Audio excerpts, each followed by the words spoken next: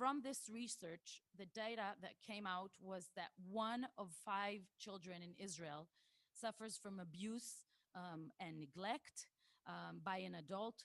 These are huge numbers, and they sadly correspond well with the international numbers that we're familiar with. So it's no big surprise to whoever works in this field every day, but these are very important numbers for the public to get familiarized with. From now on, I will refer to abuse and neglect as child maltreatment, which covers the whole scope of abuse against children. It could be physical, psychological, sexual abuse, and neglect. We know from the numbers that almost 400,000 children in Israel are considered at risk.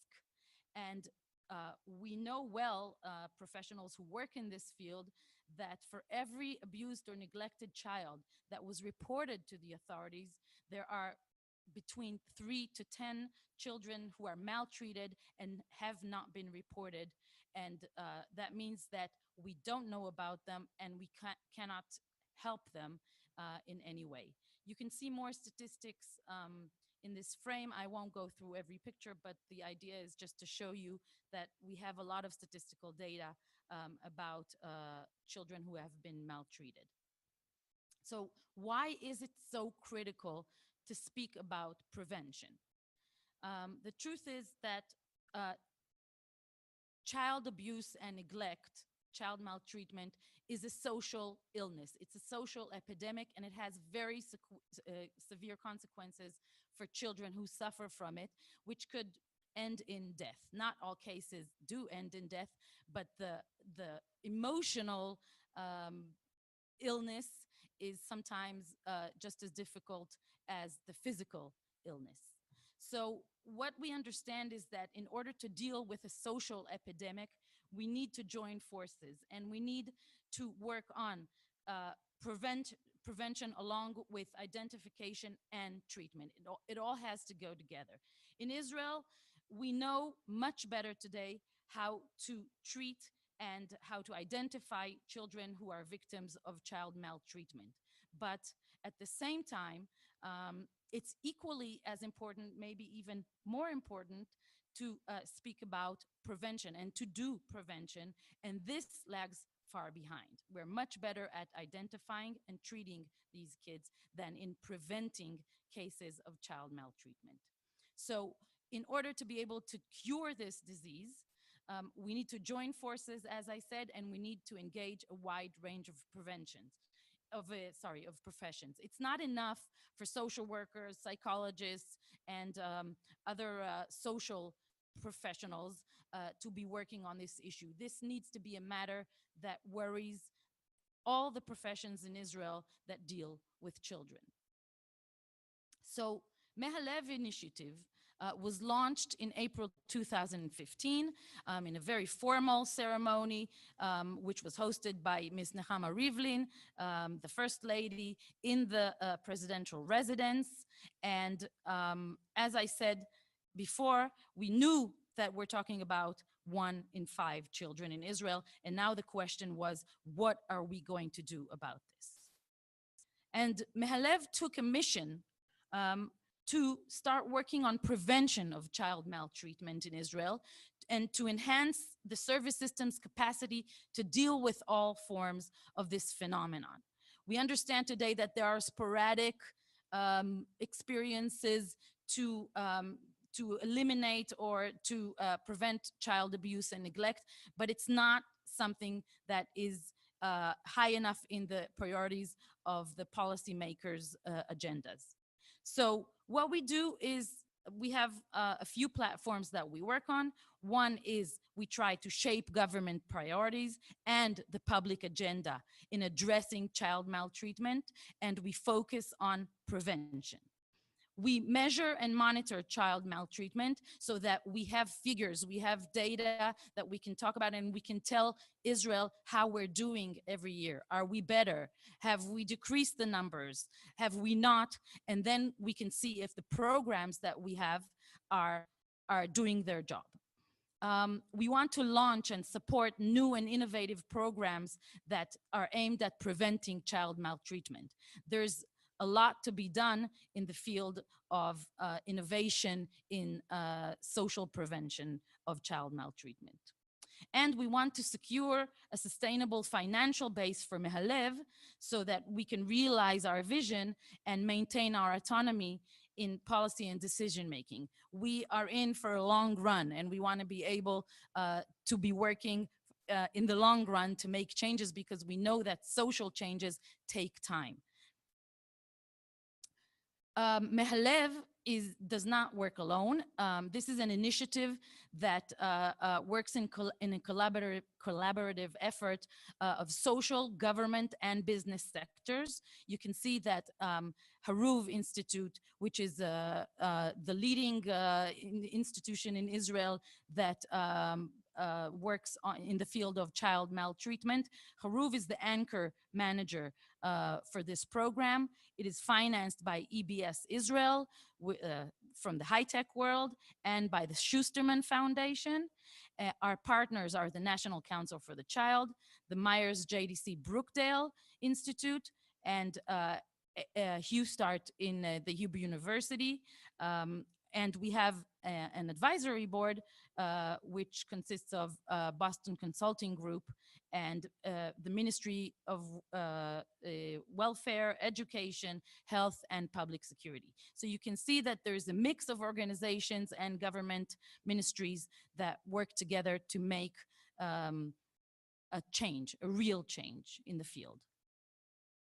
So we believe that this collaborative model significantly enhances our potential to develop a systemic, sustainable impact. We cannot do this alone, and that's why we created Mehalev's framework the way we did. As I said, we want to initiate innovative thinking, we want to affect awareness, and we want to impact policy change.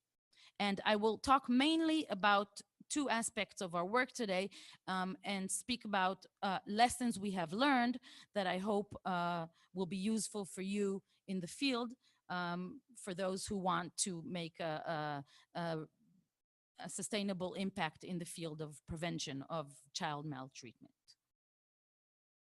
So we focus on 5 channels today. The first one that I will share with you today is a wide-reaching media campaign. Our goal is to increase awareness, the public awareness, the policymakers' awareness, and to ensure that child maltreatment becomes a top priority in public discourse. So we decided that one of the best ways for us to reach large crowds is to campaign. And a social campaign is something that has to be there for quite a long time. It's not something you can just do for a month and then disappear. You have to be there in the long run for a few years to really make a change in the public discourse. We have run in the past 2 years 4 campaigns. Each one ran for about a month, and it works through the social networks. I will talk about that more deeply soon. And we also do a lot of public relations activity, interviews, articles in the news, etc. We have exposed ourselves to about 3 million people in Israel until now. And we have specifically understood that we need to target specific societies in Israel. Therefore, we did a specific campaign for the Arab population in Israel. We also tried to reach students directly in schools, but we don't do that through the public media. We do that in other ways. I will show that too. So we called our campaign 1 of 5 because we felt that we need a hashtag in order for it to become familiar. It's something that's much easier to become viral, and therefore we go with 1 of 5. And we have 3 main themes that we hold.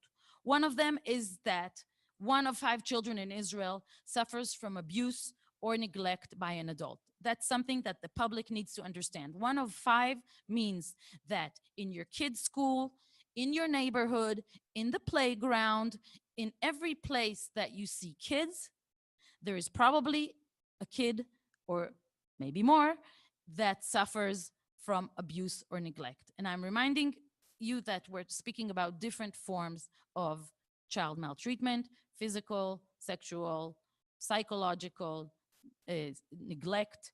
All these are present.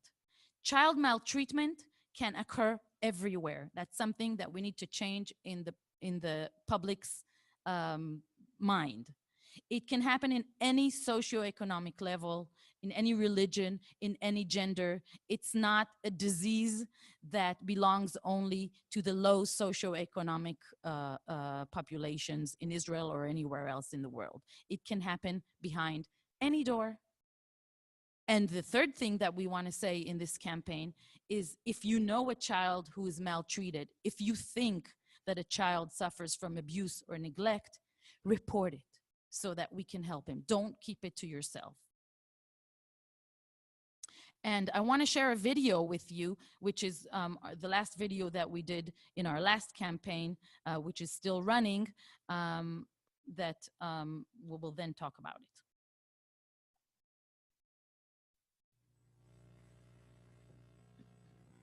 תראי מה עשית, תראי מה עשית, איך יצא לי ילדה כמוך, תפסיקי כואב, מטומטמת. בואי נא אמרתי לך. סליחה. סליחה? עכשיו אתה מבקש סליחה? די, אבא. די. סוד רק שינה. אסור שאבא ואמא ידעו עליו. תראי מה קניתי לך. למה אתה לא עונה כשמתקשרים אליך? את כל החיים הרסת לי! מי צריך אותך בכלל? אחד מכל 5 ילדים בישראל עובר התעללות בידי מבוגר. מכירים ילד שעובר התעללות? התקשרו להתייעץ ולדווח.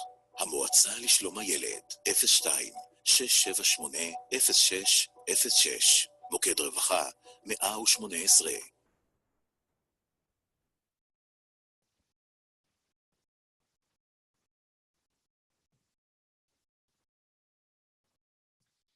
Okay, I've seen this video about 3,000 times, but every time I see it, it's still very difficult.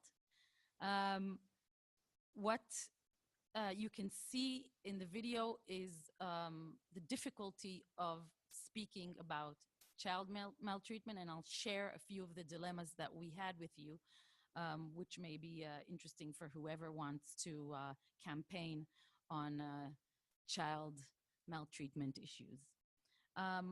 We chose social networks, especially Facebook, as our platform because we wanted to reach as many people as we could in the general public with a fairly limited budget.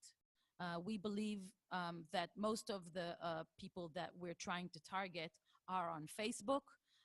Parents, grandparents, professionals, mostly adults are on Facebook. And that's where we chose to be. We also tried YouTube and we tried Instagram. We didn't see very good results there, and therefore we still focus on Facebook. And I'm saying again that the target group for our campaign is adults, not children, okay? So what we focused on is paid and organic promotions of videos and also other posts with more content that we shared. And at the same time, we did a lot of work on PR, on public relations, of getting articles and interviews into printed and electronic media so that there's more exposure.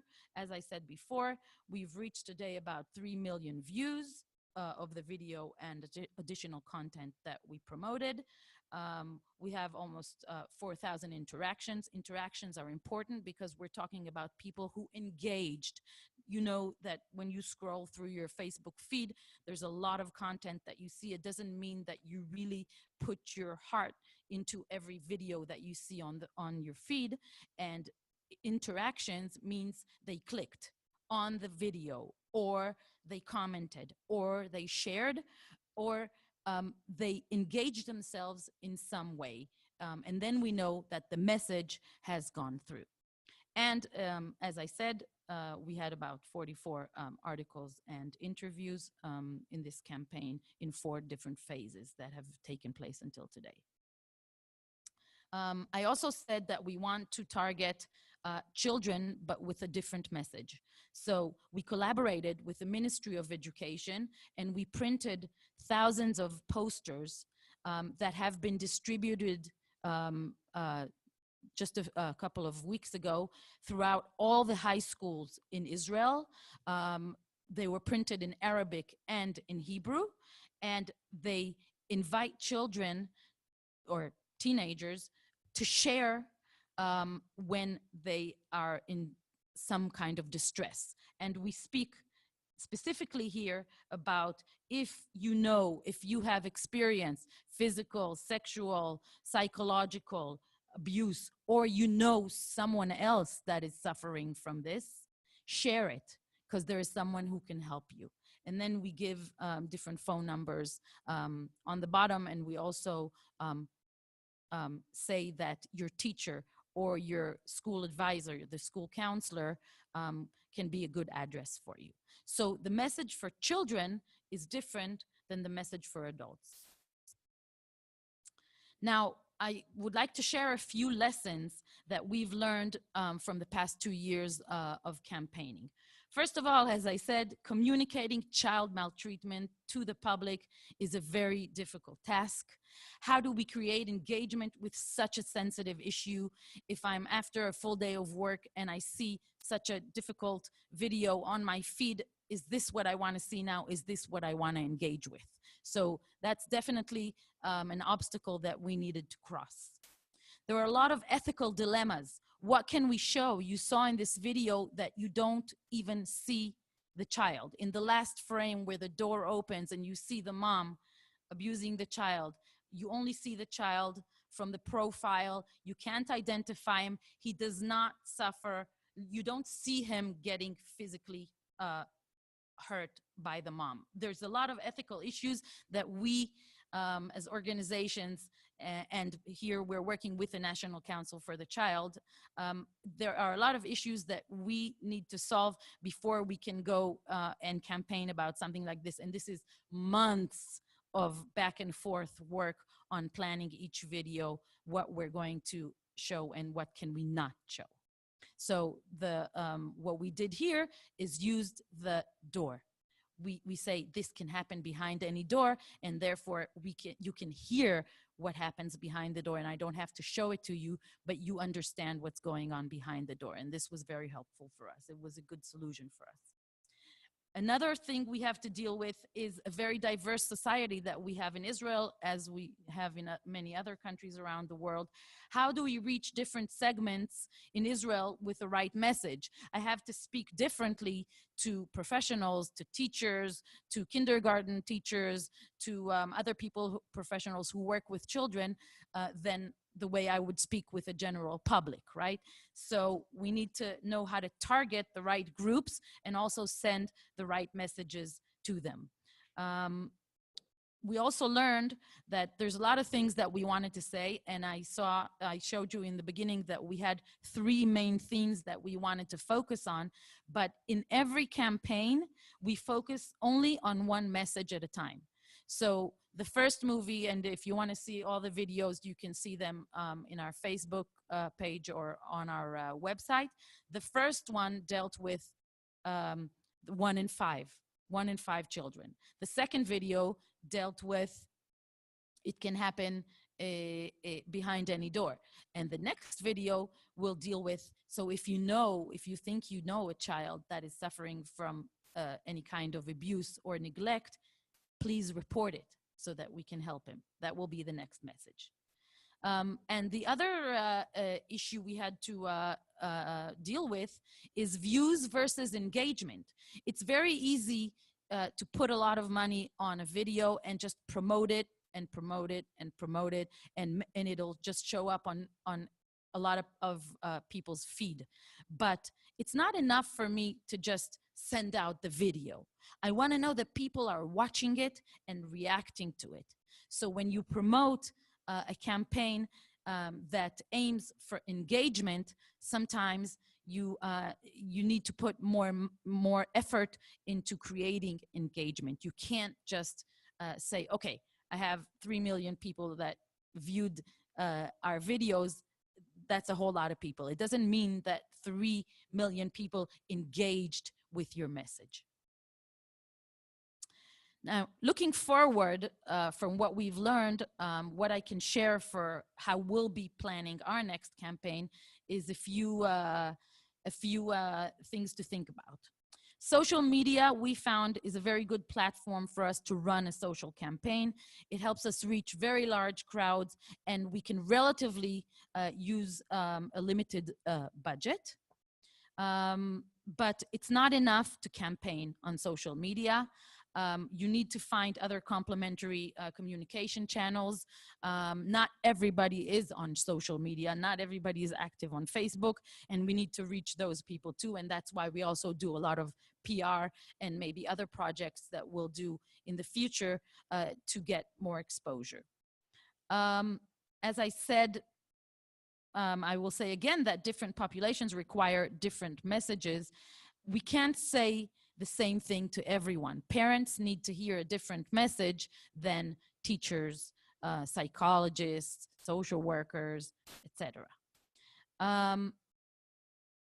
We also try not to preach to people what they need to do or what is required by law. That's not the way to get engagement. If I say to you, if you see a child that you think is maltreated, you should know that by law, you have to report it. Otherwise, you might be prosecuted. That will not help me engage you and make you an active member who will take this message on and do something about it. So we try to turn to people's conscience and their desire to do good, to be a good person, to do the right thing, the ethical, the moral thing, to protect a child from abuse or neglect. And we have learned that you need to work with a strategy.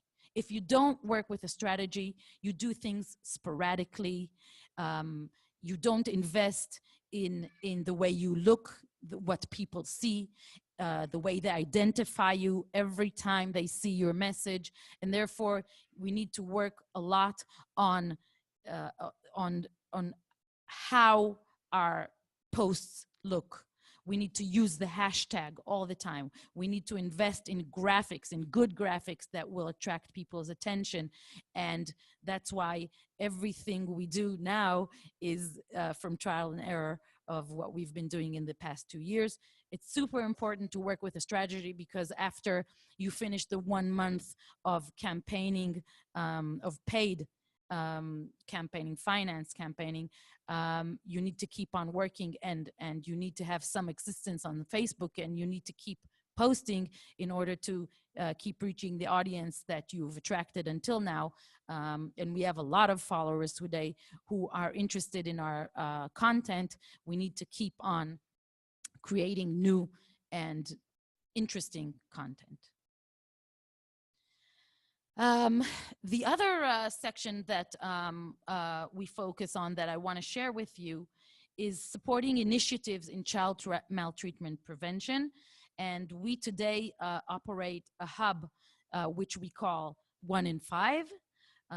Our goal is to initiate, encourage, and support new and innovative initiatives that focus on preventing child maltreatment. And we want to facilitate joint learning of the professionals that are part of this hub and collaborative efforts to ensure that programs in this field will be high quality programs that will reach their goals. How do we do this? What we decided to do is to look around and to see what works.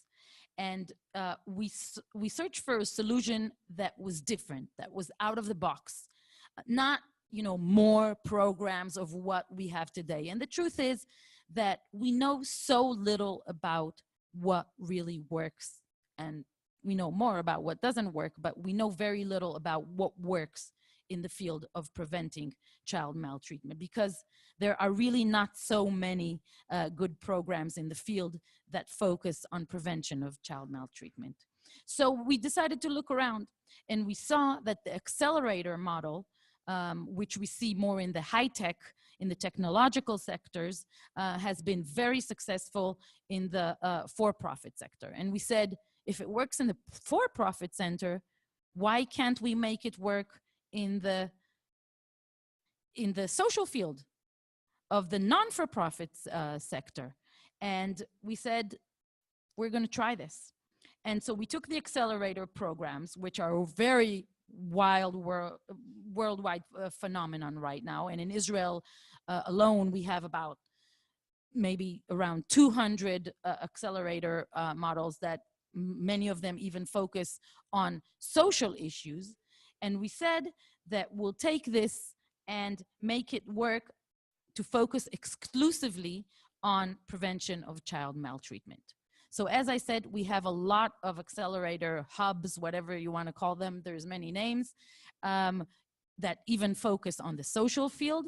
But as far as we know, we are the first social hub that focuses on children specifically, and specifically on child maltreatment prevention. This is how we started out.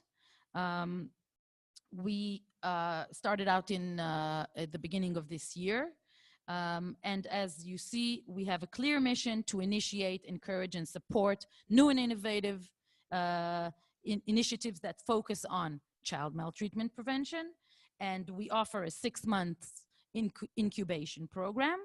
And we target entrepreneurs from all professions. So, of course, many of the people who come to this program are from the social field, social workers, teachers, psychologists, principals, etc. But doctors, and it can be any profession that focuses on kids. The entrepreneurs that we're looking for would have an innovative idea or for a solution to prevent child maltreatment. They would be determined and motivated to change, to make a social change. And we're looking for ventures that have a growth potential. You know, many people can have a good idea, but if it doesn't have a growth potential, then that's not necessarily something that we would be interested in supporting. How do we do this? There's an application process where we publish a call for applications. Then we go through a sifting procedure and we interview them. And then we chose a cohort of 25 entrepreneurs that had ideas for initiatives. Some of them had the beginning of an initiative. Many of them had ideas for an initiative. We decided to go with that, especially because in the first cohort, we wanted to also test case what works and what doesn't. And we said we're going to be very open to ideas at different stages. And then we started the pre-accelerator program. We worked on the cohort building, and we wanted to learn the problem that we're talking about, the general problem of child maltreatment and the specific problems that they wanted to focus on. We did a lot of ideation, throwing out into the air ideas, crazy ideas sometimes, of how can we solve this problem. It's very important that when you want to reach a good idea, you go through the process of throwing out a lot of ideas into the air, even if they sound crazy in the beginning. And then you want to validate the ideas and to see that this is something that has potential and could work. And then when they focused on an idea and they had a strong problem statement, we had a judge committee, and they needed to pitch in front of that judge committee so that we can decide if this is an idea that we're going forward with. And then whoever passed that stage moved into the accelerator stage. And there they get a lot of input that is very similar to what you would get in the business sector, in the high-tech world. We talk about business planning, product development, financial modeling, measurement and evaluation, piloting. The idea here is to bring them to a stage where they have validated solutions, that they already did some little pilot. They went out and tested to see if this is something that could work. They have a business plan. They went through the whole process of understanding how they're going to make this happen. An idea is not enough. And they have a clear idea of how they're going to do the first stage, the pilot in the field. And then at the end of January, they will be ready to go for a demo day where they will present their programs. And before that, they will get some input on pitch and fundraising, because it's very important to prepare entrepreneurs to be able to present their ideas, and so they're ready for fundraising and to start interesting donors and investors and potential partnerships. Everything needs to be very clear. What they present at the end when they're ready to pitch is very different than the raw idea that they brought in the beginning when they came in to the application process. We would also give them, you see here, what we would provide the entrepreneurs through the training process. They would get a shared working space. We would help them with connections to experts in the field, because it's not so easy to reach all the experts. Haruv knows how to do that. We would give them access to pre-seed funding. We give them pre-seed funding. We do one-to-one tailored support. Every entrepreneur or group of entrepreneurs needs different guidance and mentorship. So this is something we would provide. We would help them engage in networking opportunities. This is also something most entrepreneurs, when you ask them, how can we help you best? They would say, connect me to the right people. So this is what we try to do in order to make them able to reach out to other experts from different fields that are relevant for them to succeed. As I said, mentors in the business or the social sectors will help them work on their idea and help the idea become an initiative. And what we do is meet on a weekly basis, where we give professional workshops and master classes on different topics that will help them reach their goal. I will just give two ideas. I will show you two examples of the initiatives that are being worked on in the hub right now. One of them is creating abuse-safe schools, and how we know that very large numbers of students reported that they know other students that have been sexually harassed on the school grounds. And we know that this is something that they don't speak about so much. And so we want to create abuse-safe schools. How? The idea is to change the environment, What we usually do is speak to kids about how important it is, how they can keep themselves safe. We talk to teachers maybe on how to make sure that we see what's going on with children. If you see that a child is in distress, how do you speak to him, etc. The idea here is to confront this from a different direction and change the environment in which the abuse can develop in the schools. And the schools would be consulted and guided to create a safe place for students. And this would be done through an online diagnostic tool for educational institution to assess their physical safety. And then when they understand what are the changes that they need to make, they would get guidance through the whole change process that they would make in their schools to allow the prevention of child abuse. So we're talking about an idea that has large scale, because if this is something that will work, it could be uh, something that would be relevant for many, many schools in Israel and hopefully outside of Israel as well.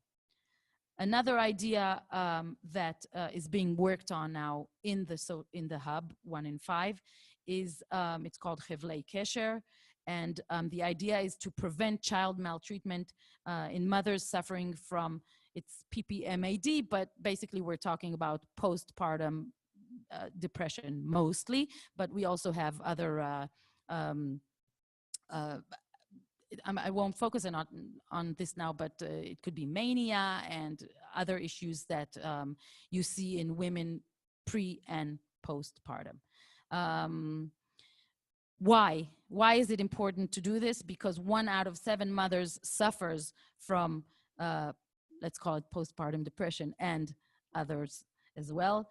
And many of these mothers suffer from this due to lack of awareness and stigma associated with their symptoms, meaning we don't know that this is what we're seeing, or we don't ask, or we see it and we don't want to believe that this is what we're seeing. And we know that mothers who suffer from depression or mania or other situations after labor can be sometimes very dangerous situations with their kids. And in Israel alone, we had a case that ended in death of a few children in one family, where the mother, who in the aftermath we learned was in postpartum depression, was not treated because nobody spoke about it, and it ended in her setting fire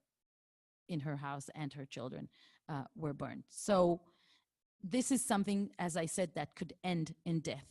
And it's something that could be treated in time and therefore prevented.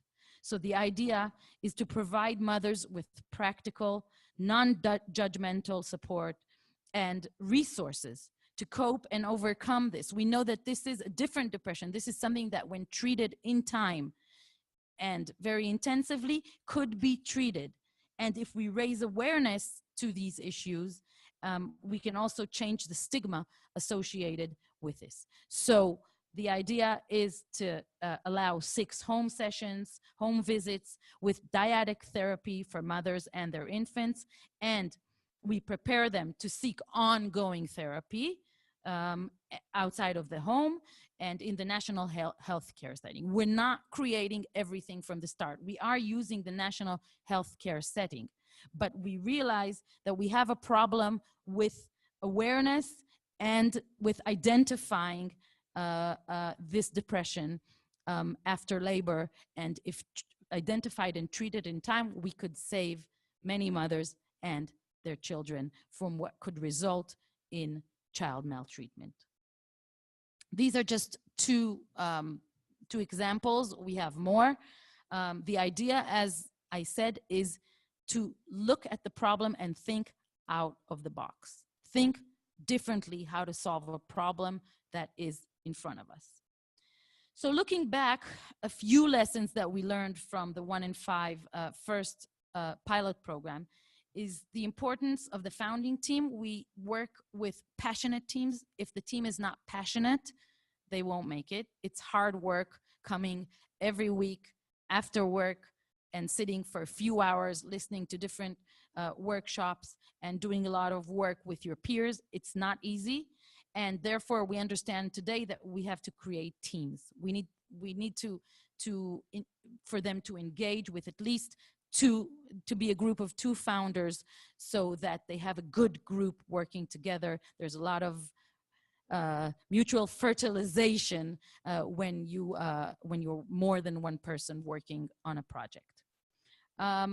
We need to invest work towards our second cohort in engaging organizations that work with at-risk children and youth, and we want them to encourage promoting entrepreneurs from within their organization.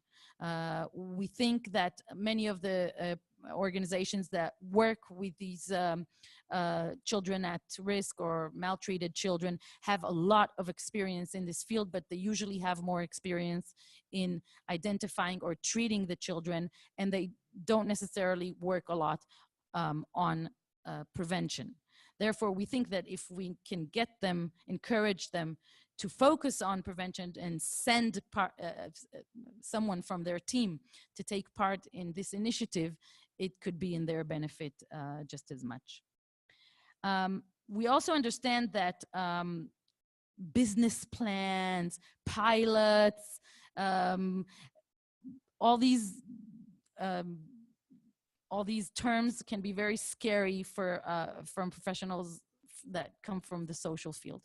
I know that as a social worker, and therefore we need to help them get familiarized and to mediate these business tools, because they are very important for them to use, but they need to overcome the scare that they feel when they hear them for the first time. And it happens. We need to clearly outline and communicate the program's goal. We need to, you can decide that you're happy with working with an idea that becomes a business plan, or we also have the option of deciding that prototype and successful proof of concept is very important for us, and we don't want them to finish a 6 months period without having a prototype. So it's a decision of what you're focusing on, and we are going through that process right now of what we expect them to have in their hands as their product. And very critical to build a network of funders and partners, because it's a key activity for success in connecting entrepreneurs with their potential partners and funders. Because otherwise, if they have a good idea and nobody's going to be interested in it and nobody will want to fund it, then it'll stay in their desk. So it's very critical. That's our job, to create that ecosystem of potential funders and other interested parties that could help them adopt their initiative and make it something that can shift from an idea into a real project that can be operated in the field. We also understand that diversity of professions is very important. We don't want only social workers, psychologists, psychiatrists to be working on child maltreatment issues. There's no reason why other professions would not take part. For us, it's a little harder to reach them, but there's no doubt that we can do it. Haruv especially has a lot of connections with professionals from all fields, and we want to have doctors, and we want to have professionals from the judicial field, and we want to have police representatives, etc., etc. It's very important to work on early stage funding. You need to work, as I said, to build a network of funders, and from a very early stage. It takes time. And we need to think a lot about long-term outcome measurement, because when you work on a social initiative, it's not enough to say, I have a good idea and there's, we want to do good. That's not enough. You need to be able to measure long-term impact, to show, especially funders, future funders, that you have a good idea and this is something that's worth investing in. I talked about thinking out of the box, and I also mentioned working entrepreneurs. This is something that's very, that we are dealing with now. Unlike in the high-tech world, where you usually, your business gets sold for a lot of money, in the social world, it's a little different. And most of the entrepreneurs that we work with have a full-time job in every other place that they work in. And this is something that we need to deal with, because we cannot just give them a full day of, sitting in the incubator thinking about everything and they get paid for it. That's not how it worked for us. Therefore, this is an issue that we need to deal with, that they start work after a full day of work.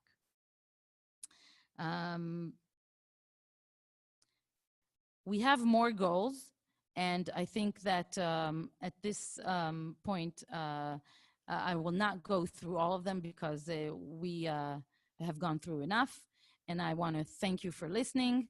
And if you have more questions, then my email also is on the bottom of the page, and you're welcome to visit our Facebook or our website on the bottom as well.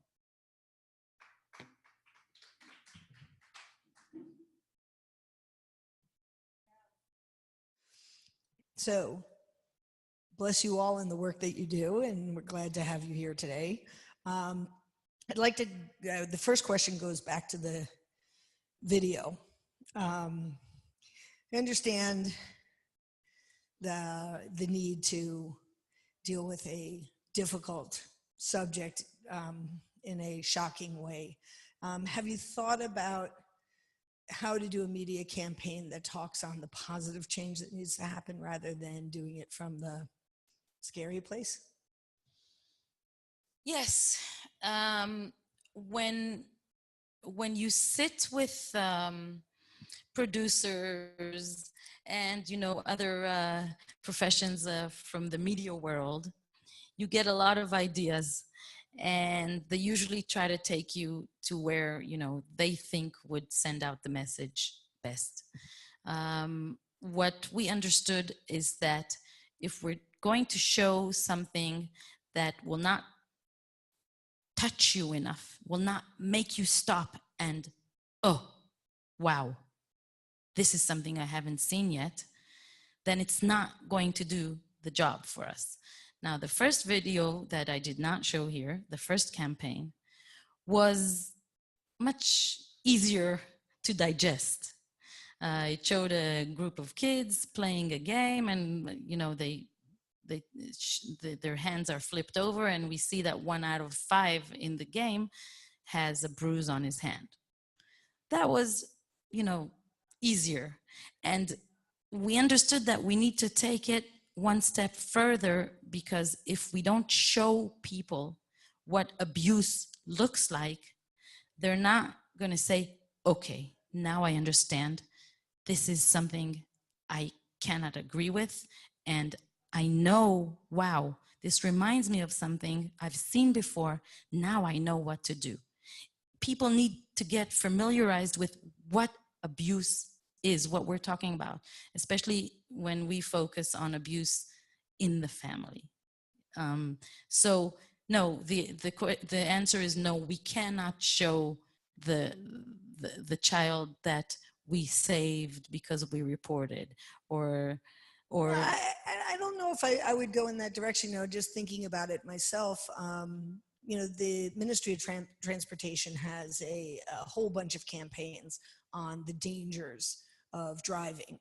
But then they also had a really positive one, as Misha Madlik or whatever. Exactly. That they did something positive about putting your safety belt on in a fun, chatty, yes, this is important, and we need to, we need to take part of it. And you can ask anybody today, and they'll be able to tell you that right. little thing. So right. how, I guess, part of what we do at LLF, and one of the reasons that I am thrilled that, we are starting what I hope will be a very long and fruitful relationship between the two organizations,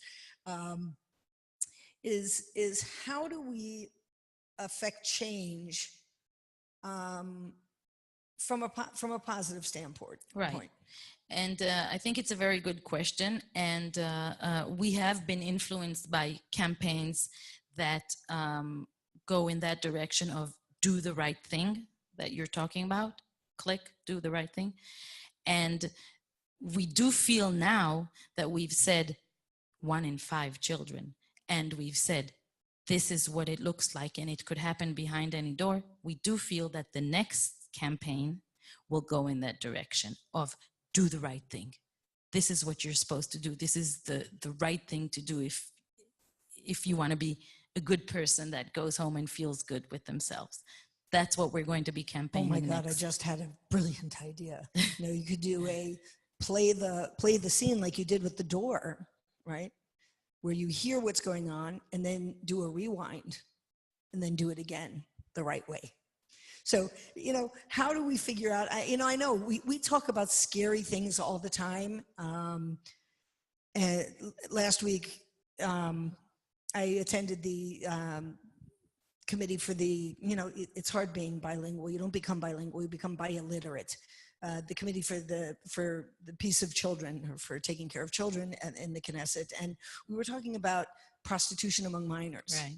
And the question was, could we do a campaign against it?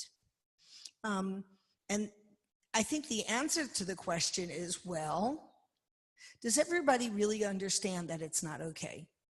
And if everybody doesn't really understand that it's not okay, then, because they come from different cultures, and, we read in the Bible that, Rebecca got married at age 3. So all of a sudden you're telling me that you can only have sex after 18? It doesn't make sense. So how do you build a campaign that educates the community in a way that hopefully will stick and make change? Exactly. And those are exactly the dilemmas that we went through in the past 2 years. And that is why we decided that we first, if we want to make a change, we first have to do some basic education and say 1 in 5 children in Israel are victims of child maltreatment. And then say maltreatment, this is what we mean when we say that a child is abused. This is what it sounds like. This is what it looks like. And now that we understand this, we can move forward. So if we're talking about any other case of, child exploitation, then we first have to make sure that the public understands that this is not okay. This is what it looks like. This is something that we all need to do something about. And then we can talk about, okay, now this is what we're going to do together to make it better. Fantastic. Exactly. Anyway, thank you so much for joining us, and I look forward to working together. Great. Thank you. Bye-bye.